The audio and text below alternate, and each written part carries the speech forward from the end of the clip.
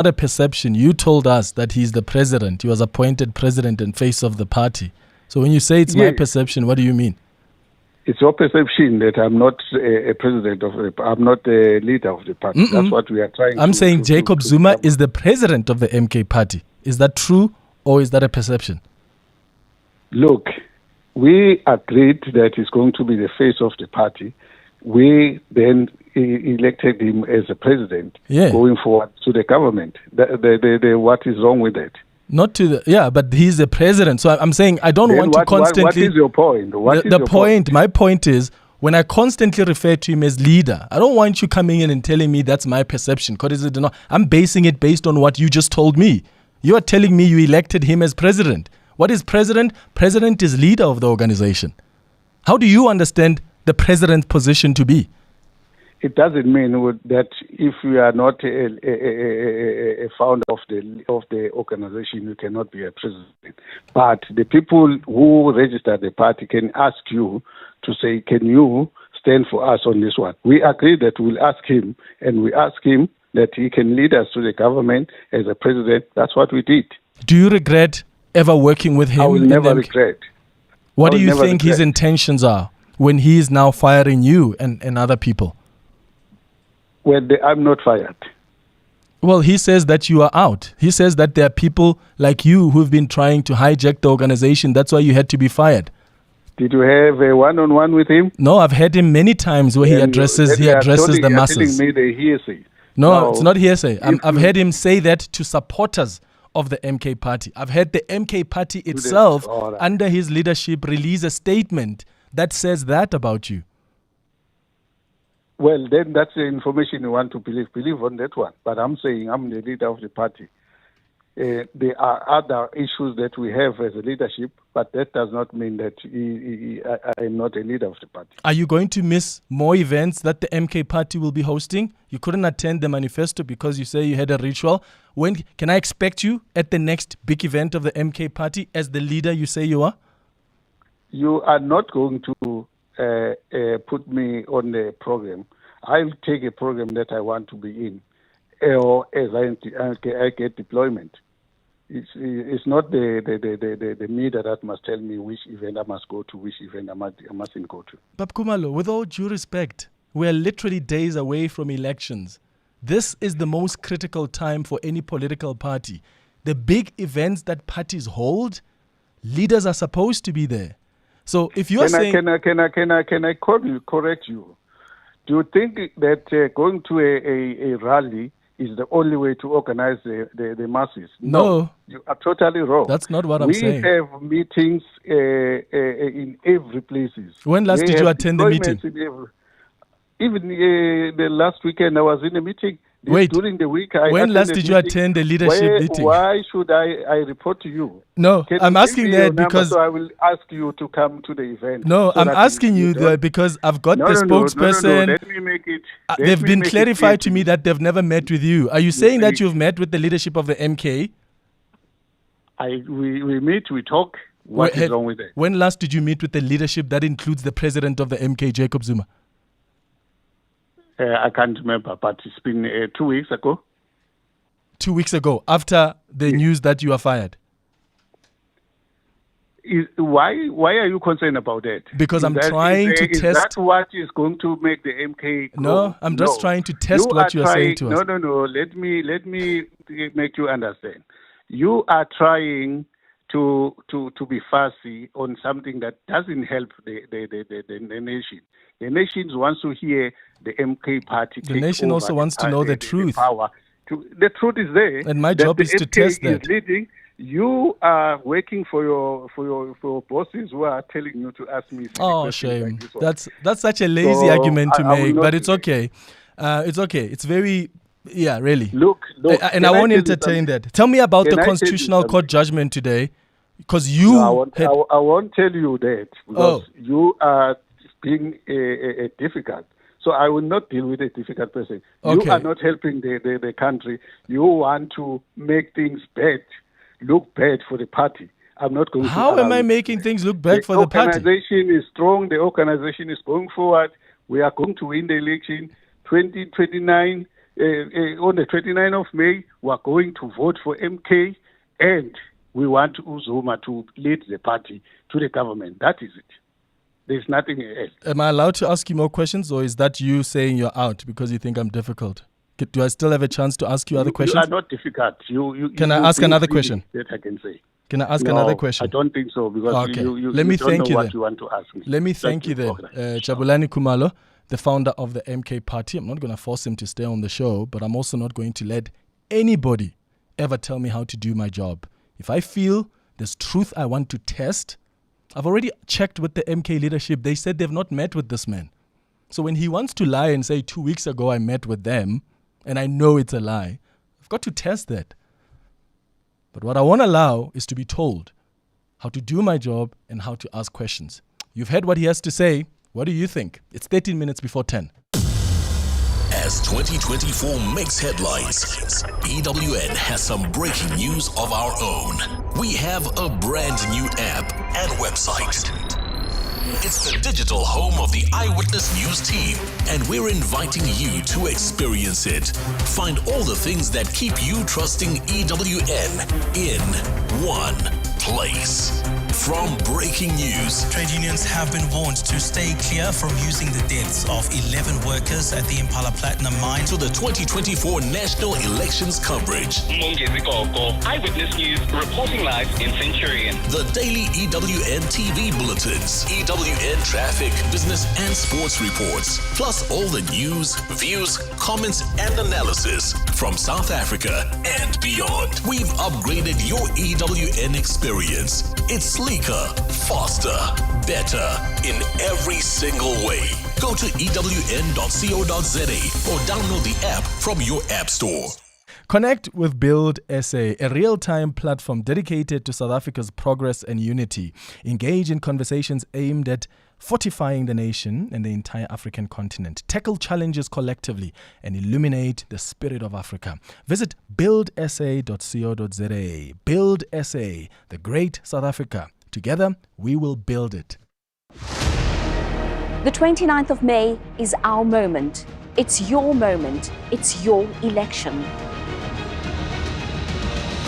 Join the ENCA reporters as we crisscross our provinces, towns and suburbs and ask you, what is your election story? Will you make your mark? Only on ENCA, DSTV, Channel 403.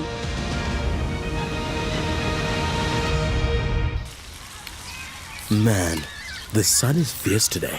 I mean, look at that thing. Big, bright ball of power. Only thing like it is my Go Solar solution. At just $1399 a month, it's practically free. Sunbeatable. Biggest solar provider in the country. And fast. Speed of light. Installed my system in under 2 weeks. Sunbelievable. Sunbelievable.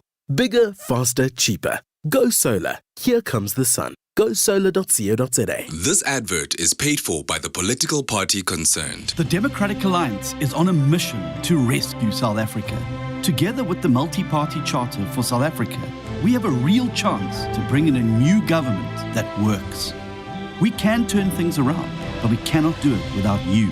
In this election, the stakes are simply too high. Every single vote is going to count. A strong DA can rescue South Africa. Join the rescue mission on the 29th of May.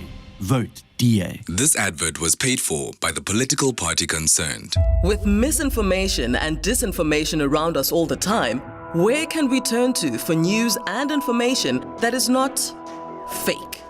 Radio, of course, your number one trusted source of reliable and truthful news and information. For over 3 decades, we have been a signatory to the BCCSA Broadcasting Code of Conduct, and we pride ourselves as a trusted source of information. Say no to false news and disinformation that circulates online. Radio, keeping it real and fighting fake since day one. A message from the National Association of Broadcasters. Do your staff arrive at work stressed out? Traffic jams, out-of-order robots, and bad driving are all contributors to a stressful commute, which doesn't make for a successful and productive day, right? So join Lula for a safe, reliable transport partner to ensure your people arrive better at work so they can do better at work. Visit lulaloop.co.za. Lula, move the people, move the world. Your voice, your station, your open line. Walk the talk with Clement Manyathela on 702. 9 minutes before 10 o'clock. Tshidi, here's your chance. Go ahead, brother. Hi, Clement. Yeah, I think there are two possibilities out of today's judgment. One is that they allow him to run for the election. But if they don't allow him, we are facing similar incidents to the July 2021. And I hope, but it could only be limited to certain pockets. I'm just hoping that the security cluster is prepared to contain such. Yeah. But should they allow him to run, we are still going to face another court battle later, just after elections, because he will want to stand for elections. Even though he's not likely to get the majority to be the president, but he might just want to test the system. If you allow him to stand, are you saying he didn't serve 2 terms? Yeah, and he's known for testing the limits of this constitution, Yes. Let's see how it's going to transpire, Tshidi. Thanks for your call. Jerry, you are in Senton. What do you think? Yes, good morning, Clement. First time caller. Oh, welcome. Thank you. Are you still with Mr. Jabu Kumalo there? Uhambile. He said I must not ask him any more further questions. So Okay, Clement. Let me continue there. You know, Mr. Jabu Kumalo doesn't want to come out clean. He's beating about the bushes. He can't be a president, and we have another president, which is Jacob Zuma. He says Jacob Zuma is the face of the party. He's been having talks with the party, and he doesn't have proof of that because for days or weeks, perhaps, he's never showed himself to the meeting. Let him come clean. Let him come out clean because we don't have any more time left. We are going to vote. For example, if I want to vote for MK, which president or which individual that's leading the party that I'm going to vote for? Because I have to. Well, all right, he's talking about the face. The face means nothing because now they are still in not a very good understanding between the two of them. Even the two of them. The party doesn't want him at all. Yeah, Jerry in Senton, well, he claims he's still part of the party. He claims to have attended meetings. When? That's why he's sketchy about when the meetings happens. Because I know for a fact. I've checked first before I even asked him that question. Let's go to your WhatsApps. Hey, good morning, Clement. Yo, Jabulani, Kumalo. The guy is evasive, inexplicit. Yo, the guy is dodgy. Really? A leader of a party responding like that? Damn, William Pretoria. Good morning, Clement. The MK party members must be grateful that this man, Kumalo, is not their leader.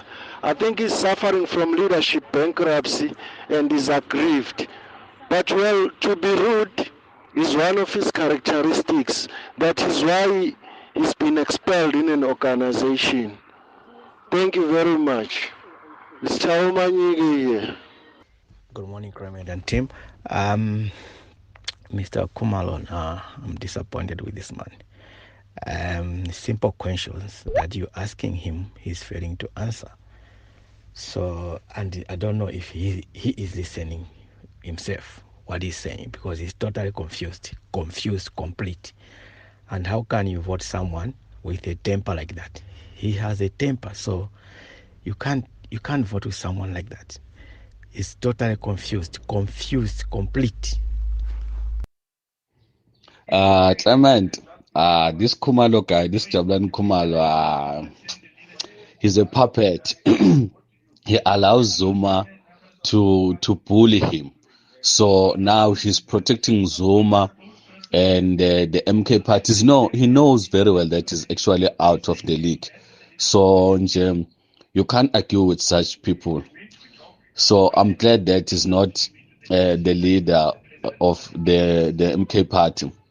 And another thing, I look at the MK party manifesto launch in Orlando Stadium. Oh, Clement, the chaotic that was there. I don't think that the MK party will survive. This is Bongen Nkosi. Thank you. Really, you don't think it's going to survive? I think this was quite a strong show of force. They were demonstrating that we are not a regional party like you constantly think that we are. But let's wait and see. One thing we've also come to understand about elections is that people rocking up at stadiums and filling up your stadiums doesn't necessarily translate into votes. It doesn't mean you've got the guaranteed vote on the 29th of May. Equally so, people who are tweeting up a storm where you trend as a political party doesn't always translate into those people going to actually vote for you when they get to the polls. Good morning, 702 and Clement. Well, Jabulani, Mr. Jabulani Khumalo is in big denial. He lives in his own world. He's leader, but he's not leader. Zuma is president, but it's your perception that he's president. Which is which? The man doesn't know that he's going to be out, that his party has been hijacked, that he has been used by Jacob Zuma.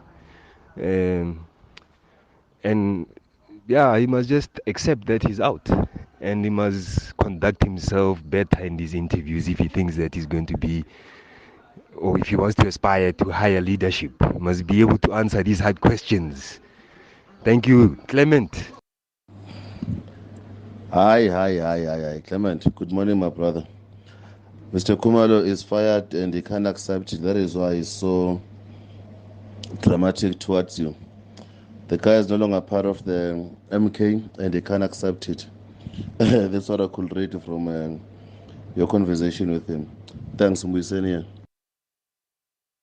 Well, thank you so much for your WhatsApp voice note. It's 2 minutes before 10 o'clock. After the news at 10 o'clock, we start the conversation with President Cyril Ramaphosa. If you want to watch it live, go to the Prime Media Plus app. If you don't have it, get it quickly now. It's very quick. And you can follow the conversation via live video stream. I see that it looks like the president is just about to arrive. So get ready for that chat after the news at 10 o'clock. Ah, Shane, do you have a sore throat? The Andalex range of lozenges offers two options. At the first signs of an irritated, scratchy throat, use Andalex lozenges for dual action, soothing relief. But for a painful, inflamed throat, use Andalex C lozenges for triple action, pain relief. Andalex, SA's #1 choice for a sore mouth and throat. Andalex lozenges are available at all leading pharmacies and supermarkets. Just Andalex it. On the 2nd of May 2024, the Executive Mayor of the City of Johannesburg, Councillor Kabelo Kwamanda, delivered his 2024 State of the City address, where he provided valuable information on the city's state, achievements, and plans to rebuild the city. Read the full speech on joburg.org.za and empower yourself with the knowledge that fosters informed citizenship and active participation in shaping our collective future. This message was brought to you by the City of Joburg, a world-class African city. World Sports Betting puts the excitement of Vegas in the palm of your hand. Bet on thousands of markets daily or try your luck on hundreds of games and you could become an instant millionaire. Register today at wsb.co.za and get your first deposit matched up to a massive 20,000 Rand. World Sports Betting. Bet with the best. Licensed by Western Cape Gambling and Racing Board. No person under the age of 18 permitted to gamble. NRGP toll-free counseling line 0800 006 008. Winners know when to stop. This is Eyewitness News. Good morning, I'm Sfiso Zulu. President Cyril Ramaphosa says access to quality and decent healthcare should not depend on one's ability to pay for such services. Ramaphosa also says the current healthcare insurance situation in the country does not serve the poor and the middle class, and the NHI will be a lifeline for millions. Writing in his latest newsletter, Ramaphosa has reflected on the National Health Insurance Act, which he signed into law amid much fanfare last week. Babalondenze takes a look. President Cyril Ramaphosa has tried to dismiss the notion that private healthcare is funded completely independent from government. He says this couldn't be further from the truth. Ramaphosa says the training of doctors, nurses, and other healthcare personnel that work in both the public and private sectors is subsidized by the state. He says as an employer, the state also pays billions of rands annually in subsidies for employees who are members of the various public sector medical aid schemes. On affordability and access, Ramaphosa says this should not depend on whether a person can afford to pay. Babalo Ndenze, Eyewitness News. The president has joined world leaders in conveying condolences to the people of Iran following the death of President Ibrahim Raisi. Raisi, along with other government officials, died in a helicopter crash after it landed on a mountainous area yesterday. Ramaphosa says this tragedy has claimed the life of a remarkable leader. Presidency spokesperson Vincent Magwenya. President Ramaphosa's thoughts are with the families of the late president and foreign minister, as well as the relatives of the personnel and aircrew who perished. Remember to tune in to the Clement Manyathela show for a wide-ranging interview with the president at this hour. In other news, Rise Mzansi has assured South Africans that fighting crime and corruption will be among its top priorities as it makes a play for power in the upcoming general elections. Party leader Songezo Zibi made this commitment during the party's final rally at the Ramsach Stadium in Johannesburg yesterday. Alfara Mushwana was there. South Africans were recently taken aback by the gruesome murder of 5-year-old Phala, who was shot outside his home in Soshanguve 2 weeks ago during a hijacking. Rise Mzansi leader Songezo Zibi believes his party is capable of curbing the scourge of lawlessness. We will reduce the murder rate in 3 years. The experts tell us this is absolutely doable. Stats have shown that over 7,000 people were murdered in the last quarter of 2023. Alpha Ramshwana, Eyewitness News, Johannesburg.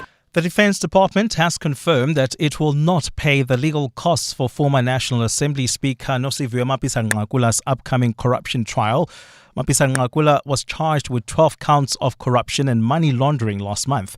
She's accused of receiving kickbacks related to tenders awarded by the department during her tenure as the defence minister. She later approached the department to provide her with legal representation for when the matter goes to trial. Current Defence Minister Tshidi Madia briefed the media on the outcome of Mapisa-Nqakula's request. The matter has received attention from ourselves. We then looked at the provisions in the law, whether or not we can accede to such a request, and we found that in terms of Section 6.2 of the State Legal Representation Policy, that we cannot help the former minister, and therefore we will not be doing so. And the head of the African Union Commission, Musa Mahamat, has condemned an attempted coup in the Democratic Republic of Congo. Yesterday, the DRC military said it had foiled a coup bid near the offices of President Felix Tshisekedi in the capital Kinshasa involving foreigners and Congolese. According to reports, shots were heard near the venue which houses the president's offices at the time of a coup attempt. Gold is trading at $2,437.44 an ounce. The rand is at 18.14 to the dollar, 23.05 to the pound, 19.74 to the euro. Brent crude oil is at $81.62 a barrel. A fine Monday in store for Gauteng today. The temperatures will peak at highs between 25 and 26 degrees. The top story in Eyewitness News this hour. President Cyril Ramaphosa says access to quality and decent health care should not depend on one's ability to pay for such services. Eyewitness News, in touch, in tune, and independent. For the latest, log on to ewn.co.za or the new EWN app. Everything you need to know about elections 2024 on 702. Let's walk the talk. You're with Clement Manyathela on 702. Live, streaming countrywide. On the Prime Media Plus app. DSTV channel 856. 92.7. And 106 FM.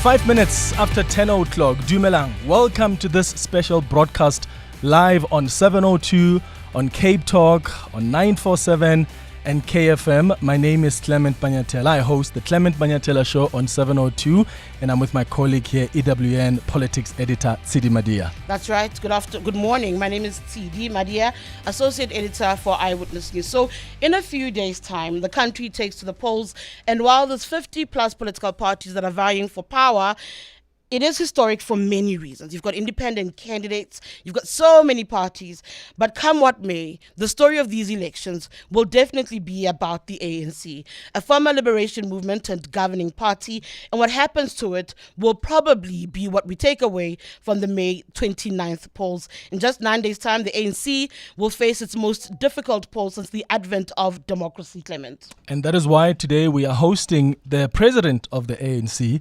President Cyril Ramaphosa, across all Prime Media platforms. Not only are we live on all of our radio stations, we are also streaming this interview live on our Prime Media Plus app. So we'll give you an opportunity as well to ask the president your burning questions. So you can call us on 011-883-0702, regardless of which platform you're listening on, or you can send us your WhatsApps on 072-702-1702. All right, let's get straight into it. Mr. President, welcome to Prime Media House. Well, good to be here, Clement and Tshidi. It's wonderful to be questioning you about a whole lot of things. Don't look so scared. You are on the other side.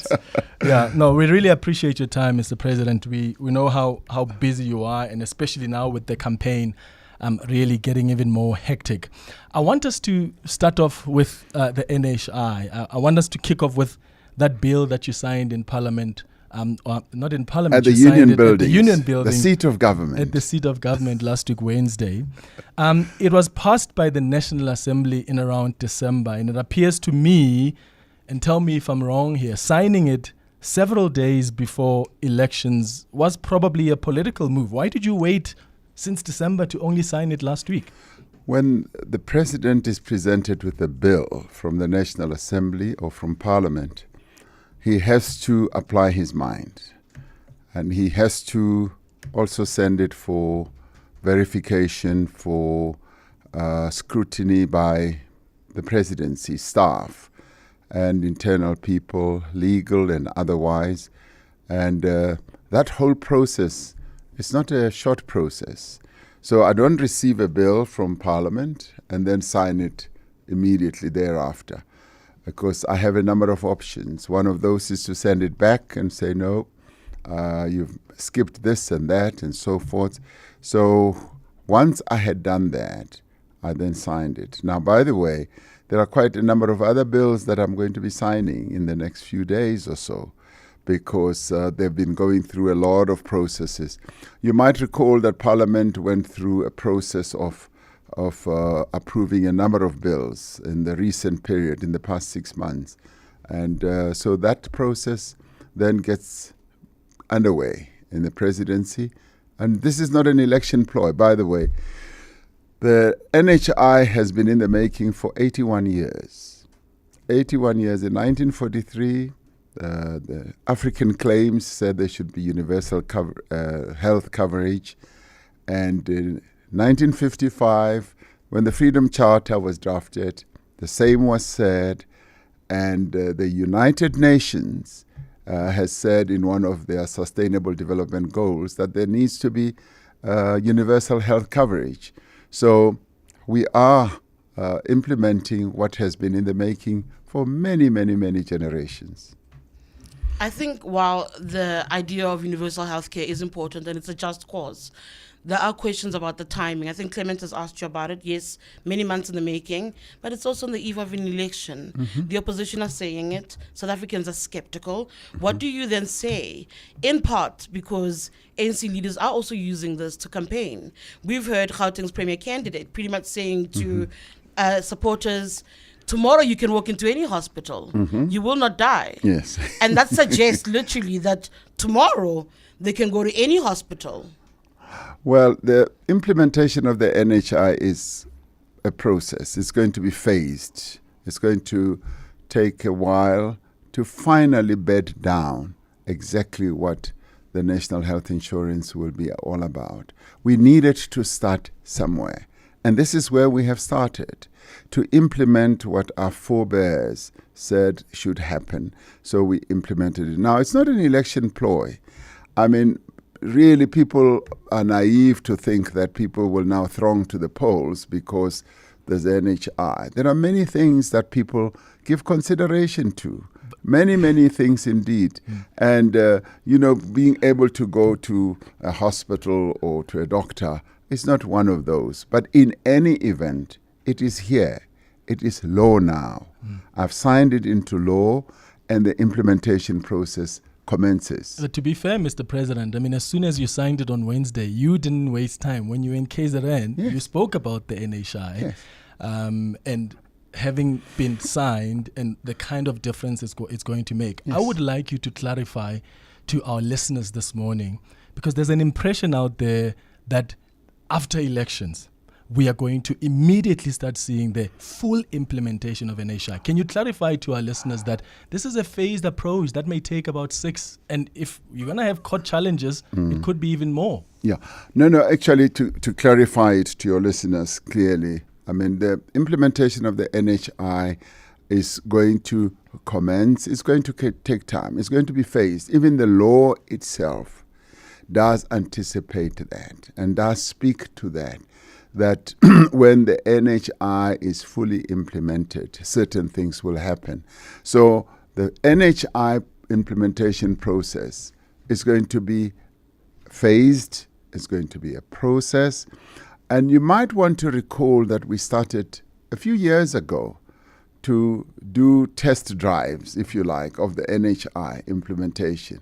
And a number of clinics, a number of hospitals, more clinics, I think, were chosen to be the test drive centers for the NHI. So this has been going on, and talking about it is actually saying one of the things that we have fulfilled this term of government is that we've signed the NHI. Like, for instance, we fulfilled the implementation of the national minimum wage during this season. And I've been talking about that. These are things that have been done. We have succeeded in bringing down the incidence of load shedding quite drastically in this term of government. So as a politician, I will talk about that. It is only those who are possibly against the NHI who will shout out. But the majority of people who are for the NHI, who see that the NHI is going to be of benefit, like our forebears in 1943, who foresaw that in 1955, will be applauding and saying, yes, finally, we have the NHI, and it's been done in this session or in this term of government. So for me, it's a no-brainer. It really is a no-brainer. People should now be saying, how will the NHI be implemented? That's what we should now be focusing on. And what did we learn from the test drive, if you like, once again, like for the real term, test-driven process? What did we learn from it? What can we improve? Are we going to improve our healthcare through NHI? That should be what the debate should be all about.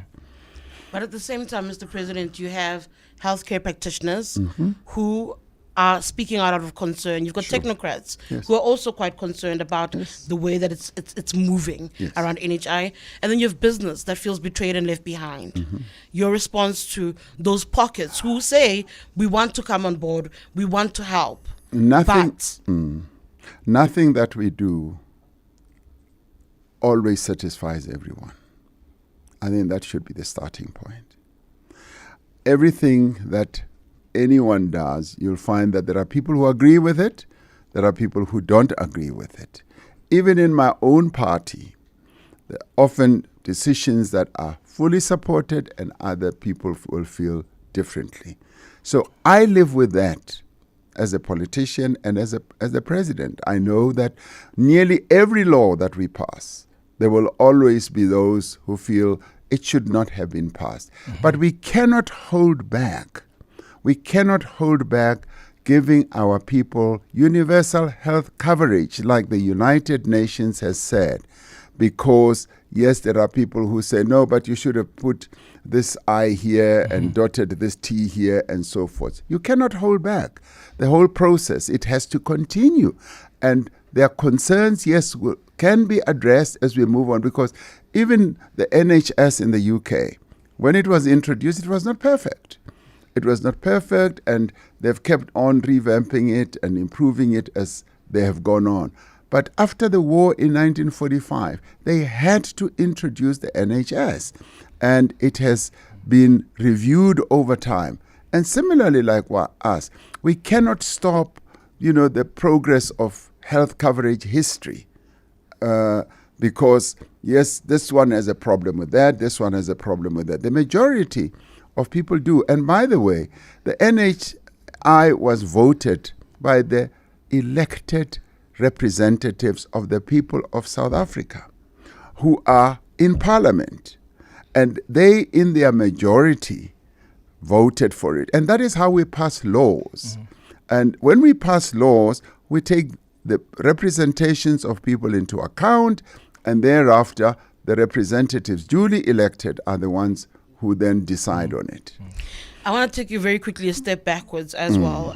Clement asked you about explaining this to our listeners. Yes. I want to take it a step back and ask you to speak of the deficit that continues to exist between government and the people you serve. Because part of the difficulty around the NHI is the belief that you lead a government that is actually capable of delivering this, rightfully so, and we won't hear of corruption.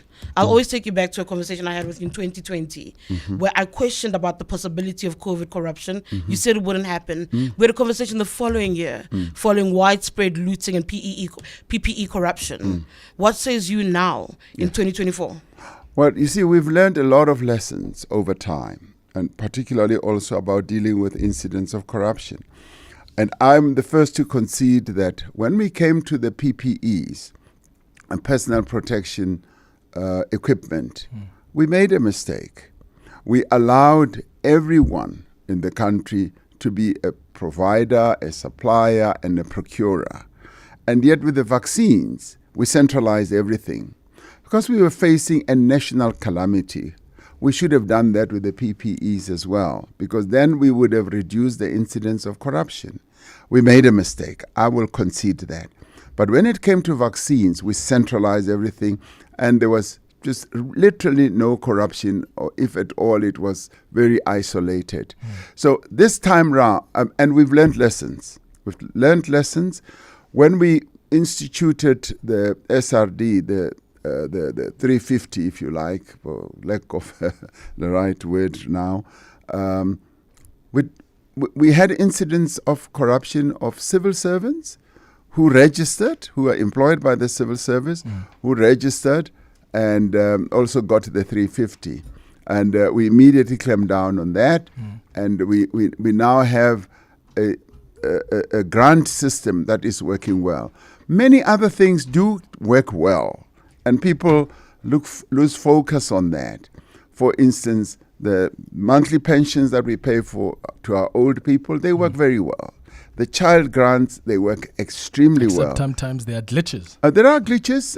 As everything in life will always have glitches, but they do work well. And incidents of corruption is something that you curb as you learn. You learn on the job, as it were, and as you learn, you then close the loopholes. Because people who want to steal will always find loopholes.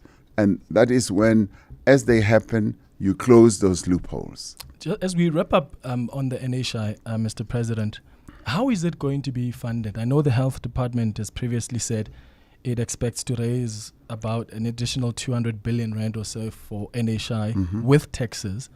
But can South Africans be taxed higher than they are now with all the financial pressure under them? I mean, there's so many South Africans who, for lack of a better phrase, are double taxed. They feel, government, you fail to provide reliable reliable security, so they get private security.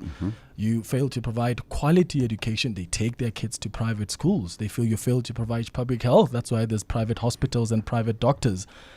So, one, how is it going to be funded? And two, Is this an admission through the NHI as government that you actually admit that you failed in managing and offering quality public health care in the public hospitals? That's why now you want to piggyback on the private sector. Clement, the people who said there should be universal coverage in 1943 were not mad.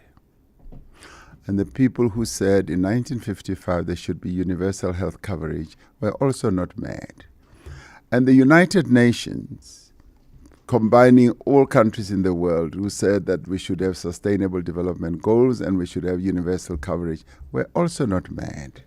Now, this is a broad, universal objective, which we are now trying to meet. And in meeting it, we are going to improve our healthcare. If we ever wanted ways of improving our healthcare, this is one of those. And people always focus on some few failing hospitals where there are weaknesses. There are many hospitals in our country that are doing well. And I know that bad news travels fast, and bad news almost always is propagated by you in the media as proving the fact that things are falling apart. But they are not. Our healthcare system now supports 62 million people. And we have a fragmented health system right now. We have a healthcare system for the rich, for people who are very rich. But what's worse is that we also subsidize them. In my newsletter this morning, I've written about it, that we also sacrifice 37 billion rand for those who are on private health care. And we give them rebates. This is money that the state forgoes, that it should be taxing people on. And the system was configured in that way. And now we are correcting that system. And what is worse is that people who are on private health care are always seeing their costs going up continuously. And when they run out of their benefits, they run to the public health care system. If the public healthcare system works so well, Mr. President, why are you and your cabinet ministers not using it as many as... Because I know there are a few that say they will go to a public hospital. I don't think that is a measure to even judge. Quite a number of my colleagues, and I haven't been in hospital for a while, quite a number of my colleagues go to Steve Biko Hospital, which is in Pretoria. Which ones? I can count two of the ministers who have publicly said... No, but that is not even a measure. We are talking here about the public. I mean, it's like saying, there are people who send children to their private schools. That is the choice they have. But in the end, once we have universal coverage, yes, they will even be able to go to those private hospitals, but it will now be under the NHI. It will be under a national health insurance. So that is not really a measure to say, this is favoring this one and that one and that one. The real issue here is that there are people who are opposed to universal health care. And we are saying universal health care is going to support all South Africans, including the poor, and including the rich as well, because the rich are also finding it difficult to continue funding their own medical costs. I mean, you ask them. I once asked my dentist, and he said, President, I am struggling because myself and my family now have to pay a lot of money, and now we are going to resort to the public health care, the dentist. So in the end, private health care in South Africa has become so expensive. And if, Clement and Tshidi, if it was not for the subsidies that we give them, we give people, it would not be sustainable. Are we going to get higher taxes? Well, in the end, I mean, we've got to find a way of funding NHI, and that is still to be determined. And that is why NHI is going to be implemented on a phased basis. Now, people want to use scare tactics and say, yes, they are now going to tax us higher and higher and so forth. And we are saying we should embrace this, all of us, and make sure that the NHI is implemented. I was pleased to see that even some voices in business are saying we want to work with government to make sure that the NHI succeeds. All right, we've got some breaking news coming through. It's 25 minutes after 10 o'clock. You're listening to this special broadcast on 702 Cape Talk, 947 and KFM. We're in conversation with ANC President Cyril Ramaphosa. Eyewitness News. Breaking news. The Constitutional Court has ruled that former President Jacob Zuma cannot stand as a candidate in next week's elections. The Electoral Commission disqualified Zuma's candidature submitted by the MK party to contest the elections because of his 15-month prison sentence for contempt in 2021. The Electoral Court overturned the IEC's decision, and the Commission then turned to the Constitutional Court with an urgent appeal bid, which has now made its ruling. We'll have more on this breaking news story in our next bulletins. All right, thank you so much. Thank you, Sfiso. Mr. President, I actually just want to pick up from right there where you just heard the breaking news. The Constitutional Court has finally ruled on this particular matter about your predecessor and whether or not he can make a turn to return to Parliament. Let's first speak about your reaction to the news. Well, the Constitutional Court has ruled. And as I've often said, that's the highest court in the land. And we've given the judiciary the right to arbitrate disputes amongst us in terms of our constitution. So they have come out with a ruling, and I note that ruling, and that is what it is. Noting the ruling is what you actually did in December. I, again, go back to conversations you had with journalists ahead of the formal launch of the Umkhonto weSizwe Party. I asked you, former presidents are saying A, B, C, D, E. You said you'd note it. And look at where it's led to the ANC and where you are today. Should you have not dealt with that matter, particularly around former President Jacob Zuma, differently? Are there any regrets about we will not comment, suddenly to commenting, suddenly there is a question of suspension? Should this matter not have been handled differently by the ANC? Because it was already clear in December when he publicly spoke that he violated the ANC constitution, Yes. and yet as leaders of the party, you waited until much later to start considering action against him. Are you saying should we not have acted as the ANC? No, or as government? ANC. No, obviously as the ANC. Oh, no. As the ANC, I mean, obviously we have to follow the prescripts of our constitution. And the prescripts of our constitution that anybody who is a member must be given due process. There must be due process, and they must go through the various processes of hearings and all that, and representation. And so that is what we followed. So we followed our constitution to the letter, and we could not have done it any other way. If I was an ANC member, I'd actually say, as Clement just pointed out, the constitution is quite clear. It took a really, really long time for the NEC to decide to actually start relying on its constitution. You went from, we will not comment on this, we will not discuss this, Yes. to having random remarks being made in public engagements. Yes. And that's what the clumsiness in how this was being handled actually took place, is in different leaders. In your Secretary General defending the actions of the ANC over the years in the name of an individual. It was those mishaps before the ANC remembered it's got a constitution and it's quite clear about what the violations are. So it's all good and well for you today to speak about the constitution and what you've done, but you looked at the constitution many months down the road. Gee, I wish you could be an ANC member and insist on I'd rather not. following the constitution. My God, you're so good at it. No. No. In the end, I mean, we followed the constitution, and we took the decisions that we took at the time. And some decisions, sometimes you'll find that maybe you should have taken a different decision. You should have done things incorrectly. But it is what it is. We took the decision to put him through a disciplinary process. And that is what we have done. And what we should really be found guilty for is to follow our constitution. And that I will concede that, yes, we are guilty for having followed the terms of our constitution. You're guilty for having started late. Gwede Mantashe was on the show a couple of months ago. I asked him a similar question, and he said, we don't want to be disrupted by somebody else. We are focusing on elections. And I said, but you can chew and walk at the same time.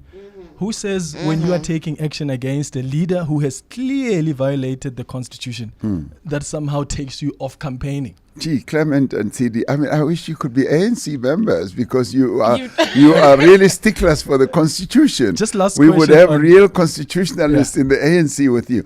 But we took the decision that we took. And as I said, some decisions should have been taken earlier, some should have been taken later, but in the end, we have taken the decision. This is a very significant ruling coming out of the Constitutional Court. I saw the City Press reporting this weekend that there are concerns of threats of violence. There was a threat analysis that was compiled by the police, crime intelligence, SANDF, that state security agency, that there may be violence if certain parties or certain candidates are barred from contesting. How concerned are you about this particular ruling somehow instigating some kind of violence? I'm sure you've heard what the MK party members have been saying.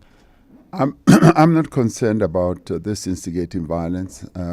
President Jacob Zuma should be the one person who should respect the rule of law. We have rule of law in South Africa that governs us.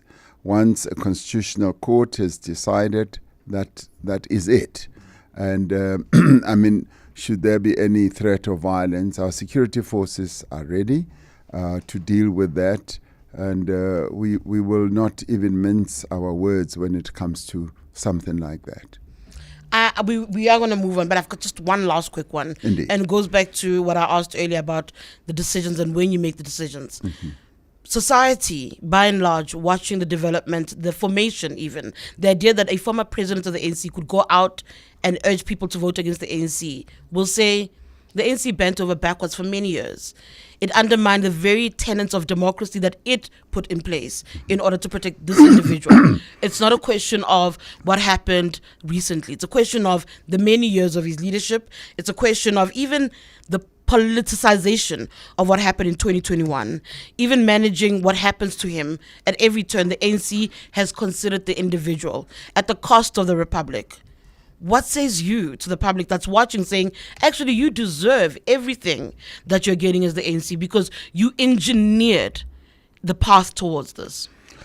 Well, Tshidi, the ANC has seen a number of political parties springing up from people or by people who left the ANC. And it's not anything new.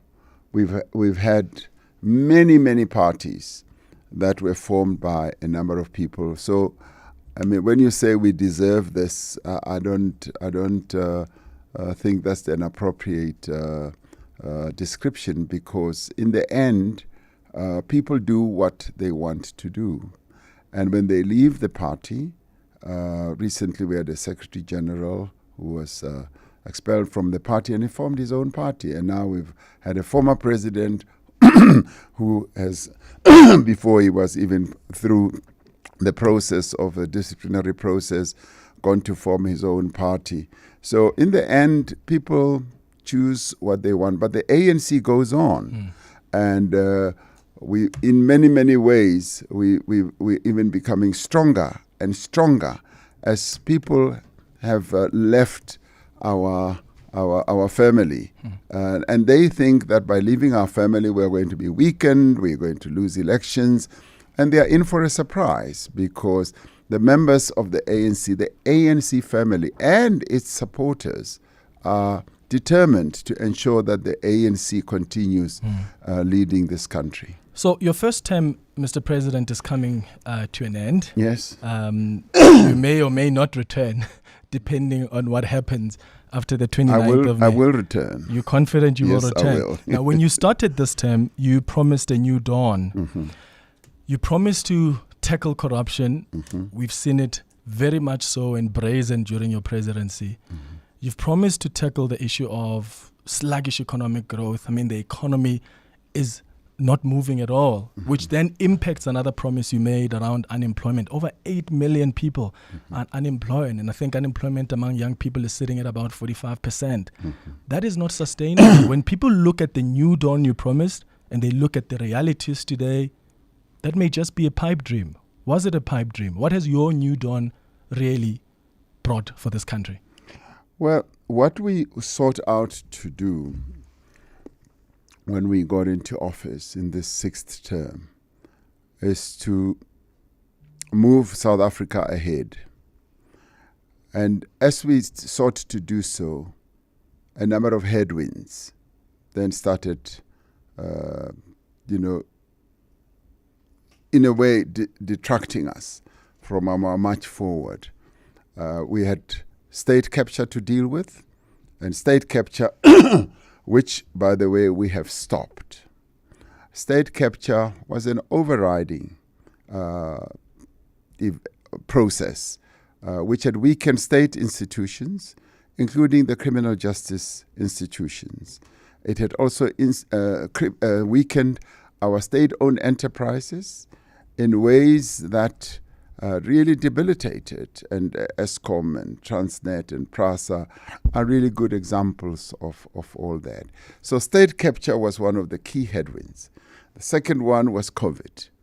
And we had to deal with COVID, which descended on our country and indeed the world soon after the 6th administration started. And then we had the floods. Then we had the unrest in July 2021. And but the other one that I mentioned, which people may want to pay less attention on, is gender-based violence.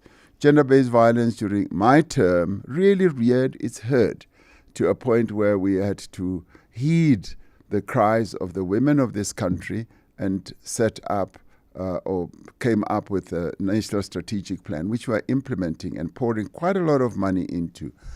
And then, of course, unemployment also has been going up because of a weak economy, because many of these events really weakened the economy. And during COVID, we lost 2 million jobs, and that really took our economy to the doldrums. It's now gone back to pre-COVID levels. Had we not had COVID and had we not had all these calamities, it is thought that our economy would have grown by about 3%, which would have been admirably higher than what we have had over quite a number of years. And now, we now are looking at the prospects, or better still, before I go into that. And then we had many other challenges. Challenges, yes, of corruption. Corruption raised its ugly head, particularly during the COVID period, and it was there for everyone to see. But the question should be, have we done anything to deal with all these challenges? And my answer is yes. We have done a lot of things during this term of government to deal with all the given challenges that faced us. For instance, state capture. We stopped state capture. One of those institutions that was really captured was the SARS. We repositioned SARS. We expelled the CEO of SARS, and we repositioned it, and today it is now returning to its glory days of being a really efficient tax collector amongst some of the best in the world. And the NPA, which was also captured, we've restored it to a very good, healthy state, and it's really getting on with dealing with cases of corruption. And and even other commentators, they say that, Corruption Watch, which is an organization that is a real hawk on corruption, they've said that during this term, they have seen incidents of corruption going down. What did we do with the PPE corruption? We set up a system where we got government to work together. We set up the fusion system entity that is now looking at everything from all angles that has to do with corruption. What have we done with our state-owned enterprises? We are revamping them. Eskom, we are restructuring Eskom so that it can deliver, energy to our people in a better way. We've really opened up the energy sector for independent players so that they can invest. Already 170 billion rand has been invested in renewable energy. And this has happened during this term. What we've sought to do is to really reposition our country for growth. we were, in a way, diverted and detracted from what we wanted to achieve by all these challenges that we face. Gender-based violence, we've strengthened the laws to actually make sure that the victims of gender-based violence are properly treated in our country. So all in all, the question should be asked, faced with all these challenges, did you do anything? And my answer is yes. And right now, there are economists who are saying South Africa is now becoming more and more bullish. And with our coming budget surplus, they're saying we're becoming more and more bullish. The macroeconomic environment, have we managed it well? Yes, we have managed it well. Because in the end, that is what determines the lives of our people. Are we dealing with debt? Yes, we are dealing with debt, and we are going to see debt beginning to taper down.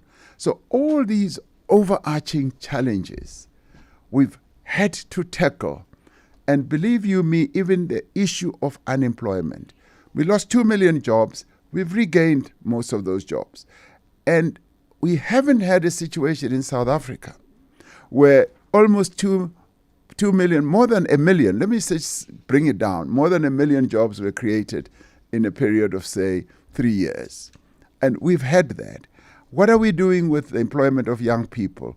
We've set up a number of initiatives, many initiatives that can bring in young people. Mm-hmm. And a number of them are, we set up the Presidential Employment Stimulus, which brought in 1.7 million people, young people, middle-aged people, and slightly older people, into a variety of functions.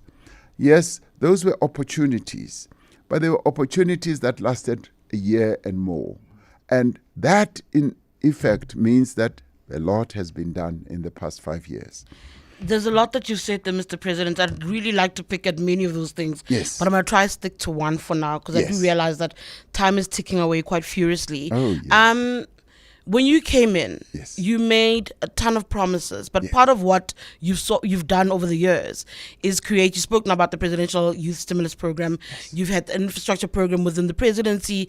You've had, I think you had a corruption. It was a corruption entity that you brought into advisory, the presidency. Yes, advisory.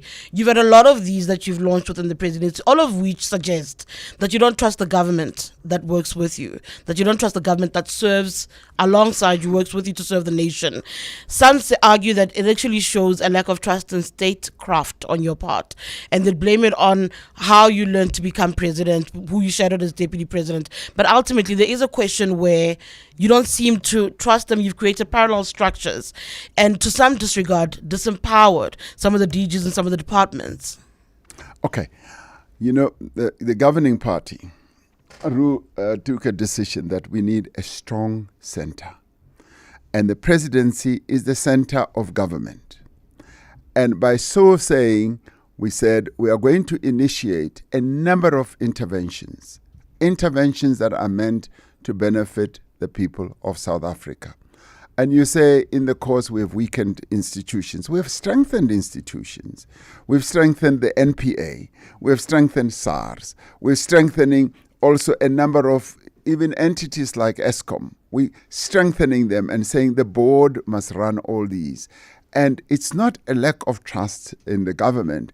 It's actually the government through the presidency leading. But more importantly, I introduced the district development model. The district development model means that we are bringing an intergovernmental sort of involvement in government so that all government departments should work together. And it is the presidency that is the glue that holds all together and that enables them to work together. And believe you me, when it comes to intergovernmental working together, the presidency is the president is the one that has the authority and the wherewithal to pull all these together and also to empower them. And I have empowered my ministers, I have empowered various departments in the government to do their work. And that is why we need a strong presidency that is going to take initiatives and drive development. You know, when people talk about government, they always talk about the president. They often don't talk about this one and that one. They say, the president, you should do this wherever I go. Oh, the buck stops with you. The buck stops with me, and therefore then I must be that buck that enables things to happen. But you must also understand statecraft. But hold on. But I do understand statecraft. But hold on. We do have voice notes coming in 0727021702 for your views. And I suppose to put your questions to the president as well. Clem? Let's start with these two WhatsApp voice notes. Well, hold on, Abel, Mr. President, can you just please put on your... I don't have my... Do you not? Okay. No, they Abel took them away. Abel. I mean, really. I mean, they took them away. They took them away from me. We'll arrange that for you. Okay, the president now has the headphones. Let's listen to the WhatsApps. Hi, Mr. President. This is Mwezi. I just want to know, where do we start and what's a realistic path towards solving our crippling youth unemployment rate? And what are your plans to grow our economy? Clement, I want to ask the president him to reflect on Phala. Why did he not take the report on review so that he could clear him over the fact that he has questionable ethics on the Phala matter? He must reflect on that. The second question is, Clement, why is he keep on borrowing so much? Since he came in the first term, from 64 to 75%, that's where the GDP is. How does he spend to repay this money? Or you won't expect my children to pay it? Costas. Thank you very much, Kustas. Thank you for the other WhatsApp as well, Mr. President. Plans around creating a strong economy and dealing with the issue of unemployment. I had that. And Kustas, yes, around the reflections on Phala. Yes. On youth employment, I didn't get his name. We have gone on to implement a number of interventions. We brought in 800,000 young people into being assistants at schools, which has really been a boon for the schools and for education in our country. And we've set up a website which is called SA Youth Mobi, where young people flight their own CVs, and from that employers are able to see which young people they can employ. And we've been receiving really good reports from that a number of young people are able to get jobs. But at the same time, we've also set up the Youth Employment Service, where we've brought in a number of employers to bring in young people and to employ them. And that is growing. I initially thought it would be up to 1 million, but it has not reached those levels, but it continues to grow with the participation of a number of employers who are keen to bring in young people. And that is a focus on youth unemployment. Yeah. We've also started a process of training young people. The National Youth Service is one other important initiative that brings in young people who are trained by a number of departments in government. For instance, by the Defense Force and many others, by the Environmental Affairs and all that. So all these initiatives are aimed at creating jobs. In the end, jobs have to be created. The majority of our jobs are created by the private sector. What have we done in this term of office? We've embarked on a number of reforms that are going to enable investors to come to our country and invest. That is why today some economists are saying South Africa is looking more bullish. Bullish in the sense that, you know, even from buying our bonds is beginning to turn the tide, and also investing. And that is precisely what we've set out to do, to make South Africa a conducive environment for employment.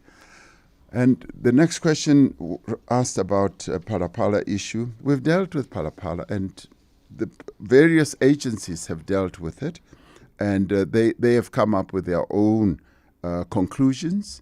And I said right from the beginning, I'm not even going to interfere. I'm not even going to take any move. They will, in the end, determine exactly what the situation is. So that will be my answer on that. And he says, well, I should have taken it on review or whatever. And there have been many court processes and various investigations, and I think that it should suffice. And on the issue of the debt, he also raises the issue of the debt and saying that we've just been seeing debt going up and increasing. And he is right. Our debt servicing costs are now equal to what we spend on education and health. And that is something that, we want to reverse. We want to reverse that, and we're managing our debt as tightly as we possibly can. And we're not even saying that, future generations should pay for the debt. We want to reduce the debt, and the initiatives that we are going to take are going to lead to that. Now, debt reduction, in the end, really revolves around our revenue. When our revenue is high, then we have less reason to go and raise debt. The needs of our people keep rising. They keep rising in health, in education, everything keeps going up, and we have to meet that. We have to fund that, and we don't go and borrow money just because we want to borrow money. It's because there is a deficit between our revenue collection as well as our expenditure, and you have got to meet that. Much as we lower our expenditure as much as we possibly can and almost cut to the bone, we still have a deficit, and that deficit needs to be funded. And the only way we can fund it is to get debt, but we also want to manage the debt that we incur. Yeah, I'm going to go to another call in a moment, but just a follow-up on your response on Phala. The Sudanese businessman said he had wanted a refund at some point because he paid the money, but he didn't have the buffaloes delivered. Has your farm paid him back that money? Well, we because he has a claim. He has a clear claim, and it's a claim that needs to be met, and we are in the process of dealing with that claim. By dealing with it, you mean repaying the money? Oh, yes, we have to. Okay. You nearly resigned because of the scandal, Mr. President. What changed your mind? Did I really? I spoke to two of your best friends on the show who said they managed to convince you. And also, never mind that your Secretary General, Fikile Mbalula, again, in public said they stopped you from resigning. Really? One is to ask not only what changed your mind, but how do you expect the electorate to trust that as you're asking for them to vote for the ANC with you as the presidential candidate? Yes. They must trust that you'll see to 5 years, that you will stick around and not quiet quit or not quit on us as a nation, but actually be up for serving till the end of your term if you're voted back into power. I will be voted back into power, Tshidi, and many may not like this, but it's going to happen. And I will serve my term. And serve is the operative word, serving the people of South Africa with the best that I can give in the remaining years of my life. I'm 72 this year, and I will be prepared, willing, and able to serve the people of South Africa, because there's much that needs to be done to improve their lives. What made you change your mind? Though, in December? No, did I change my mind? It was October. So you never wanted to resign in December? No, I don't know anything about that. So Fikile Mbalula was lying? I can never say Fikile Mbalula was lying. You should ask him. So your two best friends who said they've been on the call with you throughout. Best friends? Yes. I wonder who they are. Franz Baleni. Yeah. James Motlati. They Are those not your friends? Were they on the show? On this show, yeah. Well, I should go and ask them. Why can't you admit that you actually wanted to quit on us, Mr. President? Why is it so hard to say, I did have a moment where that independent panel report made it difficult for you to stick around, and you felt that actually it's easier to go, and there are people who came out saying they stopped you. You would like a headline. No, I don't like a headline. I'd like some honesty. No. I'd like you to take us into your confidence. No, I do take people into my confidence. That is not the case. So you didn't. Okay. Steve, you calling us from Centurion. Just quickly, what's your question for the president? Thanks, Clement. Mr. President, good morning. Mr. President, the good work that you are doing as ANC is shared by the dirty people that we appoint on the ground. It's like we only appoint people based on their popularity, especially the council, because those are the reflection of the ANC. And it's like there's no plan to deal with that, Mr. President. Because every time, if you can check Sowetan today about this guy, or the councillor, they say the councillor stops us because he wants bribes. So those people, when they come, they say ANC councillors. We know, Mr. President, we know what ANC did to this country. us who grew up, during apartheid, we know that the good work that ANC did. But those people on the ground, and there's no accountability, President. Okay. Steve in Centurion, thank you so much. Steve talks about the people you appoint, Mr. President, which links to the question I have as well for you around the people you appoint into cabinet. I've often asked myself, what comes first to you? Is it the ANC or is it the country? And I'm asking this because sometimes it appears, at least to me, that you are so concerned with the unity of your organization and your political survival more than anything else, at the detriment of this country. And what I mean by that is, you once appointed a high-level review panel. Sidney Mufamadi, who's your security advisor, now led it. He comes back to you and he says, Arthur Fraser and David Mahlobo are very much implicated in the destruction of the State Security Agency. Even you at the State Capture Commission, you said these people, under their leadership, the State Security Agency was compromised and operated under the milieu of state capture. And that's a quote from you. So what baffles me is, how is it then that you are able to appoint such people? Arthur Fraser, you made him Correctional Services Commissioner, even after what you knew about the high-level review panel. David Mahlobo, you appoint him to your cabinet, even after the high-level review panel has told you these people are problematic characters. So where's the commitment to have ethical people who are serious about pushing your ethical agenda when you still appoint such problematic people into cabinet and critical posts? Just to answer Steve about appointing people not because of their popularity, and Steve is absolutely right. Part of the renewal process in our party is that we now need to appoint people because of their capabilities, what they are capable of doing, and we examine them. And that is why during this process of appointing representatives who will go to Parliament and to provincial legislatures, we've gone through interview processes to examine precisely the capability of people that will represent the ANC there. And similarly, when I appoint, for instance, ministers, that's what I look at. I don't look at the party's interests, I look at the national interests. I look at people who are capable of performing their task. For who? Not for the ANC, but for the people of South Africa. And yes, there will be some bad apples now and again, and which people usually point at. They say, in this bag, there are 100 apples, and 10 of them are bad apples. And that is what needs to be dealt with.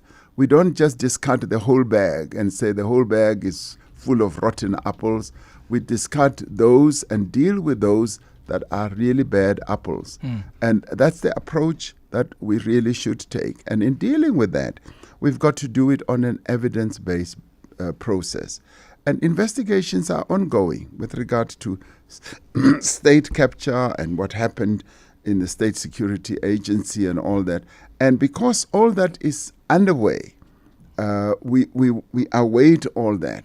And we say, once that has been concluded and people have been named and fingered and all that, with the relative or the applicable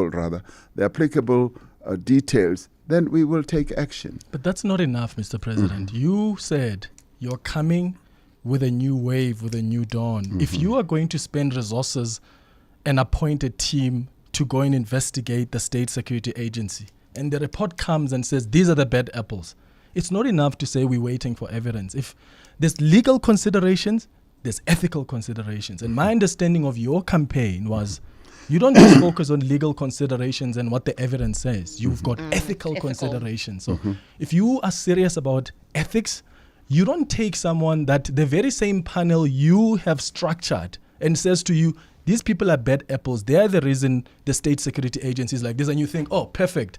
He deserves to be Correctional Services Commissioner. He deserves to be Deputy President. That to me suggests you're not serious about having ethical leaders in positions. Well, we are serious about having ethical leaders and accountability, which has been raised over and over again, also including by the Auditor General, who I listened to very, very carefully. As she goes through her reports, she says, President, accountability and consequence management should be the order of the day. And that's precisely how we are going to be proceeding forward. And what has happened in the past is going to inform how we deal with what should happen in the future. And that's precisely what I would like to say to our people. Speaking of ethical leadership, every week, every other week, your deputy is in the news. Your thoughts when you're reading news about your deputy Paul Mashatile, be it about salacious women, is it about salacious businessmen? Those connections are in the news week on week. When you look at that, and yes, I recognize that you don't control him being deputy president of the ANC. That is up to the party. However, one has to ask you if you have confidence, if you will endorse him as somebody who steps up and possibly becomes head of state, as Paul Mashatile with Cyril Ramaphosa. Would you endorse your deputy to be in charge of the country? My deputy has been elected by the ANC conference of almost 5,000 people. And that is something that we need to recognize. And, yes, we do. And respect the decision that was taken by the people who elected all of us, because they demonstrated confidence in our ability. And the party in dealing with its renewal process will be able to decipher precisely what every one of us is either capable of and is also standing for and is also doing. The party will be able to do so. Are you not worried about the reputational damage onto the party? Part of why you have an integrity commission in the first place, Mr. President, is because you're trying to protect the image of the ANC. Yes. If the second highest position in the organization is in the news week in, week out, with questionable behavior, questionable connections, is that not cause for concern? You, as Cyril Ramaphosa, as leader of the ANC, when you watch that and you read those, and every other week you have to ask him what is going on, what comes to mind? Well, it's good that you mentioned the Integrity Commission, because that is the body that we set up to deal with all these matters that have to do with integrity, that have to do with the ethical behavior of leaders. And that body is quite rigorous in dealing with various issues. And I think, by and large, Tshidi, we should allow that entity to do its work. And they are not blind to anything. They are quite focused, and they are the ones who make a determination. But they are factional too, and I use that in quotes. Your Phala report, this is the first time I see the Integrity Commission take a full 2 years to complete a report on an individual. That's what they did on the Phala report. I mean, when we were at Nasrec, we were asking, how is it that the Integrity Commission has not completed its report on you, even when you've appeared before them? And does it make sense to you that the Integrity Commission can take 2 full years to compile a report on the leader of the ANC, unless, of course, they're trying to protect him? No, they are not factional at all. And let me say to you, Clement, many cases do take a long time to be concluded. This is the first one. No, it's not the first one. No, I will say Ace Makashuli's case took a while. No, I'll give you that. Yes, and they do take a long time. And sometimes we pick on one and we think this is the rule. But quite often, you need to look at the processes that go through. And some of them are legal processes. Legal processes in our country take the longest time. There are people who are still on trial, who are still going through various trials and processes that started many years ago, and they have not been concluded. And so to pick on the Integrity Commission and say, you've taken so long to arrive at a determination is really to be unfair, because there are many processes that take a long time. You may have realized we have not had lights out since you've arrived here, because we have load shedding that is suspended. Normally that's a reality. Are we going to see load shedding suddenly return after the 29th of May? South Africans have been without it for almost 2 months now. We've been managing, and Eskom should really be applauded. And our Minister of Electricity, working with them, and also the Minister of Public Enterprises. They've been working very closely with Eskom to see how we can continue revamping and maintaining our power stations on a programmed basis. And that has yielded the results that we see now. We've had more than 50 days without any load shedding. We're going into winter, and it might be a really cold and bitter winter. It is going to depend on the energy availability factor, whether we've got enough power stations that are available. Right now, we've hit an energy availability factor of 70%, and that is to be applauded. But as winter goes and as the demand goes up, that could taper down. So I can say that if we do have load shedding, it will not be as severe as what we have had in the past. Because in the past, we had really heavy-duty load shedding, largely because maintenance had been abandoned, had been, sort of downplayed for a number of years. So touch wood, let's hope this continues. And some people have said this was an election ploy. It is not an election ploy. It is the very hard and good work that is being done at Eskom. We need to let you go, Mr. President. I know I'm in trouble. I'm running over. Just have to ask you this question. Yes. You keep saying you'll return after the elections. What happens if you don't? I'm looking at KZN, and I think by and large you have immature leadership that's been elected into power. Bekim Tolo and Siboniso Duma have really been problematic to some degree as leaders of the ANC. What happens if you don't? You might lose Gauteng and KZN. Heck, you might lose the country. You might lose that majority. My parting shot really is, what happens when you're Cyril Ramaphosa presiding over an ANC that goes under? Well, you see, you are dealing with a supposition that I'm convinced is not going to ensue or happen. So the ANC is going to be re-elected to govern this country. So your fears are misplaced, Miss Madia. I know that you are spending sleepless nights worrying about this. Oh no, I'm not. But what I'm happy about is that you are concerned about our country. Let me tell you one thing: the democracy that we have crafted has enough shock absorbers, has enough ability to be able to get our people and our country through to the challenges that may happen, like it did when we faced the unrest in July 2021 with COVID and many others. We are a very resilient people. We are a very resilient country. So fear not about any calamity that will descend on us.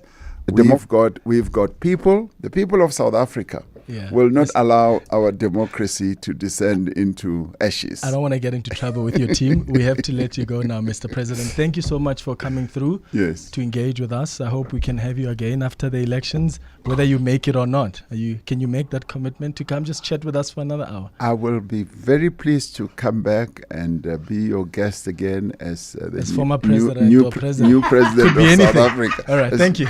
Thank you. Cyril Ramaphosa, the ANC president. It's 8 minutes now after 11 o'clock. This is Eyewitness News. Good morning, I'm Sfiso Zulu. It's the breaking story this hour. Former President Jacob Zuma will not be allowed to run for a seat in Parliament for the MK party in the upcoming elections.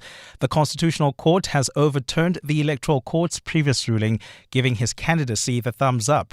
The court has held that the 15-month prison sentence it gave Zuma for contempt in 2021 disqualifies him. Justice Leona Theron handed down the unanimous ruling this morning. This court concludes that Mr. Zuma was convicted of an offence